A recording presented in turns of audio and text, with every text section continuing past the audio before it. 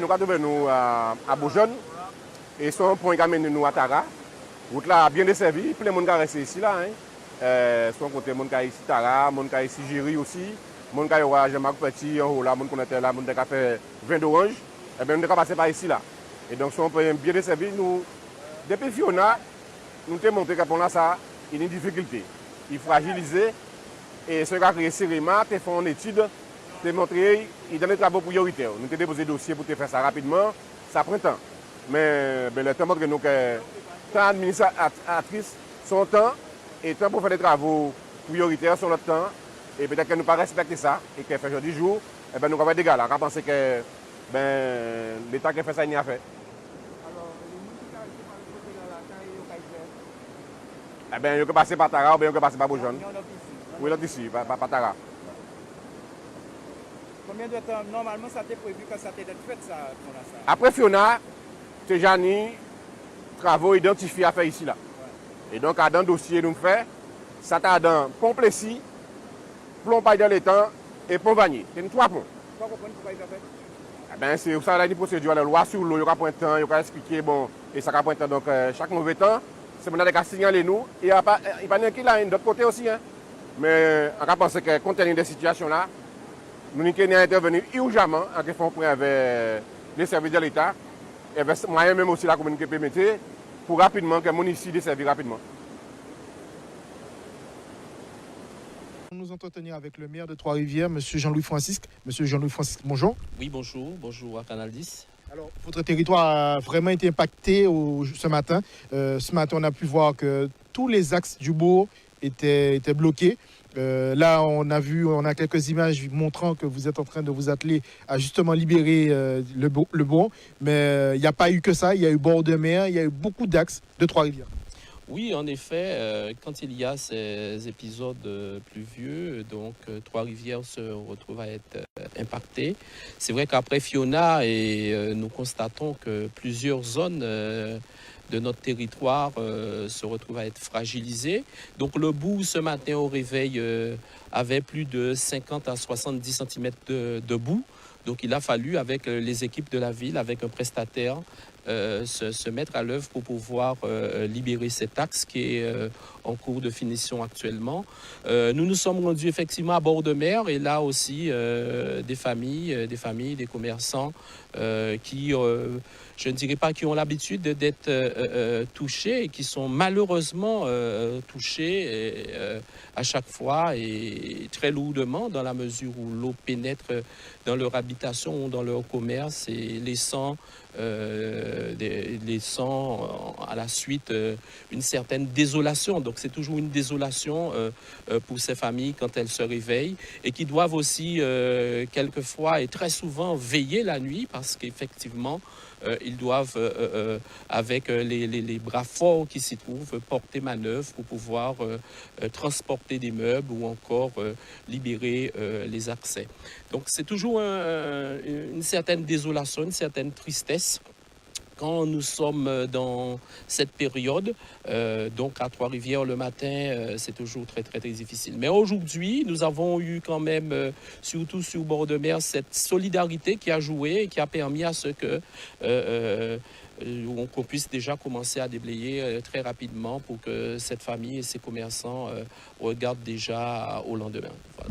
Alors, nous sommes sur un axe également où on voit que la route est littéralement bloquée. Vous nous dites qu'il y a des familles qui habitent en amont. Là également, vous allez devoir vous atteler pour pouvoir libérer les accès, permettre à ces familles de pouvoir regagner le bon. Donc là, nous sommes sur la départementale 5 et c'est vrai qu'il y a eu un éboulement et donc la route est complètement bloquée et nous allons pouvoir avec nos équipes de la ville déjà procéder au premier déblaiement pour permettre à ce que les familles qui s'y trouvent puissent retrouver un niveau de circulation et pouvoir aller au bourg et pouvoir circuler librement. Donc là aussi, ce sont toujours des moments très difficiles pour lesquels quelquefois nous ne trouvons pas toujours les mots justes. Ce matin, nous avons rencontré, oui, des familles qui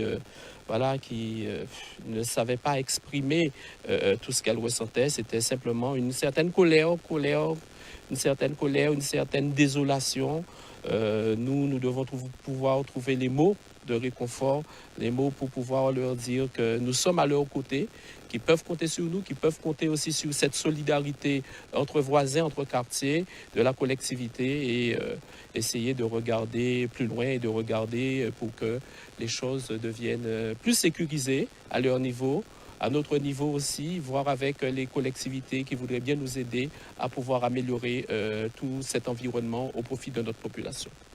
On ne peut pas ne pas parler de l'eau. Vous êtes président du syndicat unique de l'eau.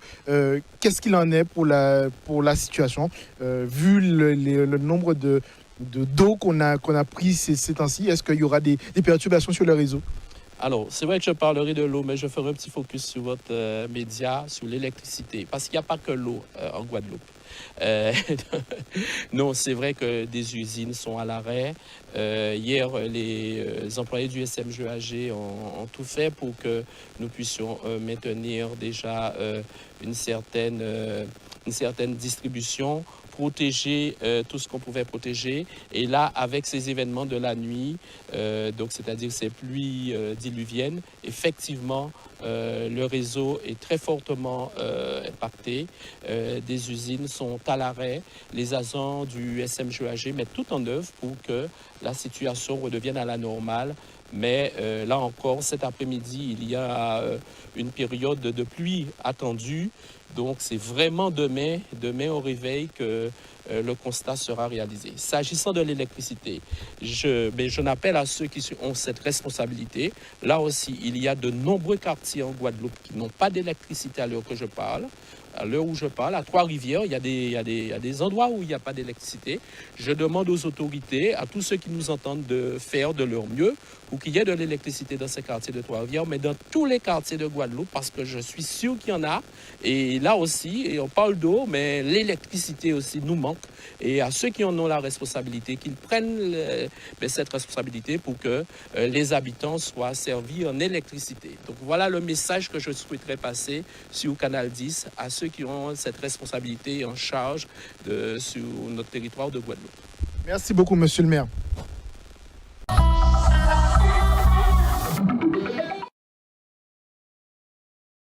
Oui, nous sommes ici dans un abri sûr, l'école maternelle Raymond Augustin dans le bourg. Mais depuis ce matin, 6 heures, depuis l'alerte rouge, on a repositionné les équipes élues et également les agents dans les abris sûrs réouverts, mais également le poste de commandement, et mobiliser chacun de nous et être aussi à l'écoute de la population et aller à la recherche des familles sinistrées en difficulté.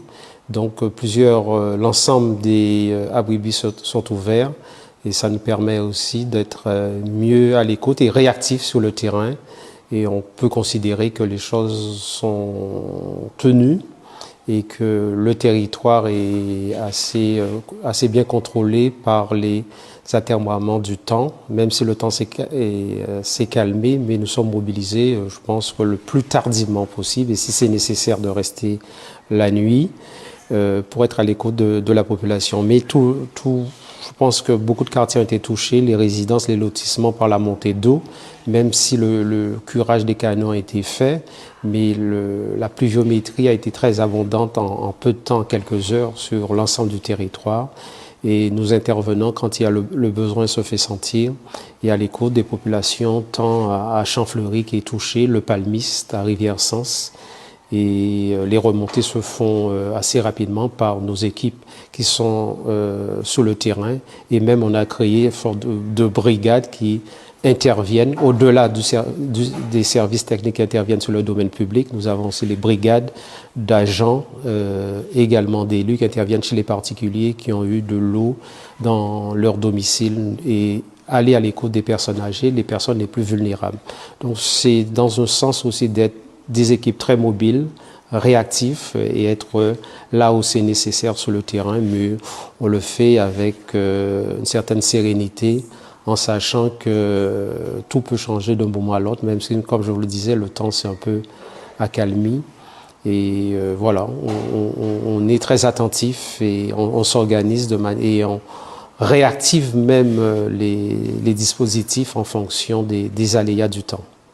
Donc la situation sur Cap Esther, donc depuis ce matin 6 h, nous avons dû relancer donc le PC pour pouvoir coordonner donc les secours sur l'ensemble du territoire, puisque nous avons dû faire face à de nombreuses inondations, comme ici à hauteur Bananier, où de nouveau donc la rivière est sortie de son lit. Sur Fourachot, Sainte-Marie, au centre-ville, du côté de Bananier. Donc c'est dire que l'ensemble du territoire est touché, moindre mesure donc comparé à Fiona. Mais donc nous avons mobilisé donc l'ensemble des agents de la collectivité ainsi que de la solidarité avec les services du conseil départemental, de la région et de l'État, donc qui viennent nous porter main forte de manière à pouvoir sécuriser donc la population et surtout que nous puissions donc rapidement nous assurer que si les pluies devaient perdurer, qu'il n'y ait pas donc de nouveaux inondations. Nous sommes en direct avec Monsieur le maire de Vieux-Fort, Monsieur Éric André. Monsieur André, on peut voir que votre territoire a encore souffert après le passage de cet ouragan Tammy. Ben, nous ne sommes pas étonnés. Nous nous attendions déjà à ce qu'il y ait encore des dégâts puisque le contexte est quasiment le même que pour Fiona, le même que pour Philippe. Et donc pour Tammy, rien n'a changé entre-temps. Donc forcément, nous étions conscients que nous allions avoir autant de dégâts. La seule chose, c'est que nous sommes ici, là, sur un espace qui a eu quand même l'avantage de bénéficier d'un nettoyage à l'approche des maisons, ce qui a fait que les dégâts n'ont pas été plus importants que David, mais qui sont encore là et qui témoignent qu'il y a forcément une nécessité de rendre plus durable ce que nous avons mis en place comme opération, de façon à ne pas toujours se retrouver dans les mêmes circonstances et les mêmes angoisses. Et donc, il faut remercier forcément les collectivités, l'État qui nous aident, même si ce sont des petites mesures. Mais ces petites mesures, je souhaite qu'elles soient encore, qu'on puisse continuer avec ces petites mesures pour arriver à un certain moment à une vision moins angoissante à l'approche de l'annonce de ces événements-là. Alors, nous avons eu le privilège tout à l'heure de nous entretenir avec Monsieur le Préfet. Je lui ai posé la question concernant les curages des cours d'eau qui a été réalisé justement avant l'approche du phénomène. Il nous a rappelé que quand même cette responsabilité incombe les collectivités, c'est-à-dire en l'occurrence les mairies. Oui, ça incombe aux collectivités, mais pour que ça puisse se réaliser, il faut que les collectivités puissent avoir les moyens financiers pour pouvoir les mener à bien. C'est vrai que la collectivité communale, la communauté d'agglomération sont les premiers, disons, responsables de l'organisation de ces opérations pour contrôler un peu les cours d'eau. Mais malheureusement, nous n'avons pas les ressources financières, nous n'avons pas la possibilité de pouvoir financer des travaux aussi importants, aussi onéreux, et nous ne pourrons pas le faire sans l'aide de l'État. Je suis bien d'accord, effectivement, que l'État dise que ça relève de nous. Mais il faut que l'État aussi dise que derrière, que les communes ne sont pas en situation actuellement de pouvoir conduire les travaux pour se retrouver dans un contexte sécure pour les administrés qui sont tout le long d'ailleurs de ces cours d'eau. Alors, est-ce que vous pouvez faire un bilan de ce passage de cet ouragan Tammy sur votre territoire? Est-ce que vous avez déjà recensé des personnes qui ont été en difficulté ou qui le sont toujours? Bien évidemment, ce sont les mêmes personnes qui n'ont pas changé forcément de lieu d'habitation.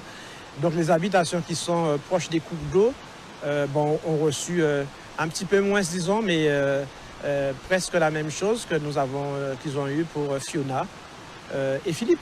Donc on les connaît, les administrés. Ce sont les mêmes dégâts d'inondation, de l'eau qui a pénétré dans les maisons, de l'eau qui a creusé encore plus le lit de la rivière. Donc forcément, les choses sont pareilles. On n'en a pas davantage. Nous avons fait donc un point depuis ce matin, nous sommes sur le terrain dès 6h30 pour constater effectivement ce que nous avions pensé, c'est ce que nous sommes en train de voir, quoi. Donc là, nous portons un peu notre concours pour aider à les administrer autour de leur maison pour qu'il y ait des accès plus faciles et pour les encourager une nouvelle fois à attendre, à patienter de façon à ce que nous puissions avoir de l'aide et conduire justement ce que la préfecture nous dit, c'est-à-dire conduire les travaux. Mais nous ne pouvons pas les conduire si nous n'avons pas le financement nécessaire. Alors, monsieur le maire, j'ai une dernière question. On entend déjà qu'il y a un mauvais temps qui se prépare, qui est en approche du territoire. Vous craignez pour la suite? Bien évidemment, depuis Fiona, il faut dire que depuis Fiona, les vieux Fortins vivent dans l'angoisse. Hein. Vivent dans l'angoisse après les constats que nous avons faits à Fiona, et que nous constatons que la situation n'a pas changé. Les grandes opérations ont été faites autour du nettoyage. Mais la grande question de la sécurité de la population dans un contexte comme celui-là n'est pas réglée.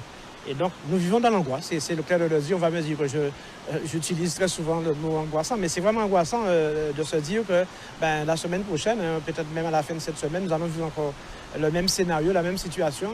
Forcément, nous ne sommes pas bien, nous, en tant qu'élus, chargés, responsables de la sécurité de nos administrés, de nous dire que nous allons vivre quelque chose dont on n'est pas sûr que ça ne sera pas plus encore important comme destruction lors de la prochaine, s'il y a un prochain événement, quel qu'il soit.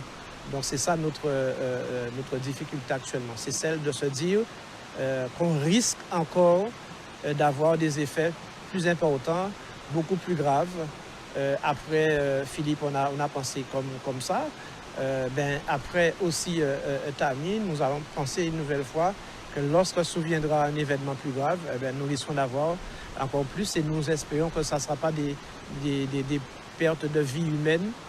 C'est un petit peu ça, peut-être ce qui nous rassure un peu, que nous n'avons pas eu de décès, nous n'avons pas eu de victimes humaines dans ce contexte-là et que les choses restent dans l'ordre du matériel, restent dans l'ordre des opérations à conduire, dont on sait évidemment ce qu'il faut faire et que nous devons prendre véritablement du temps pour nous asseoir à table et voir ce qui est en mesure d'être fait pour éviter ça. Dernière question. Je vous ai dit dernière question, mais là, ce sera la dernière. Blondeau est encore impacté. La RD6 est de nouveau bloquée. Vous craignez que justement, vous soyez pris en étau à l'approche de ce prochain événement et que vos administrés, ou que peut-être vous-même, ne puissiez pas quitter Vieux-Fort. Oui, mais bien sûr. Là, ce sont disons ça comme ça, c'est malheureux de le dire, ce sont les constantes. Ce sont des constantes. Dès qu'il y arrive ce type d'événement, nous sommes condamnés à vivre dans l'isolement jusqu'à ce qu'on vienne nous sauver. Blondeau ça s'est encore aggravé, ça s'est encore endommagé, la destruction est encore plus importante. Elle est dans le même ordre de grandeur pour Rivière-Sens, mais ce sont des situations que nous devons forcément vivre dès qu'arrive ce type de phénomène. Donc c'est l'isolement. Et puis ensuite, je le répète, cette fois-ci, nous n'avons pas eu de gros soucis en termes d'alimentation en eau, puisque les réseaux qui passent dans les différentes ravines n'ont pas été endommagés, il n'y a pas eu trop de casse. C'est une satisfaction, mais ça ne suffit pas à nous rassurer de toute façon. Ça ne suffit pas à nous rassurer. Mais l'isolement, forcément, fait partie de cette grande question. Comment maintenant ne pas penser à ça, aux désastres que ça peut poser, les secours. Cette année, on a pu avoir un dispositif au niveau des secours. Les pompiers ont vécu avec nous Tami, donc nous avions anticipé par rapport à ça. Mais on sait très bien que dès que ce type d'événement arrive, Blondeau est fermé et Rivière-Sens est fermé. Merci beaucoup, monsieur le maire. Donc, c'était le point qu'on pouvait faire avec monsieur le maire. On regarde un peu les dégâts. Comme vous pouvez le voir, des travaux avaient été réalisés en amont, justement, afin de pouvoir draguer. Mais vous voyez l'ampleur des dégâts qu'ont subi le territoire de Vieux-Fort. ONews Radio sur outremernews.fr.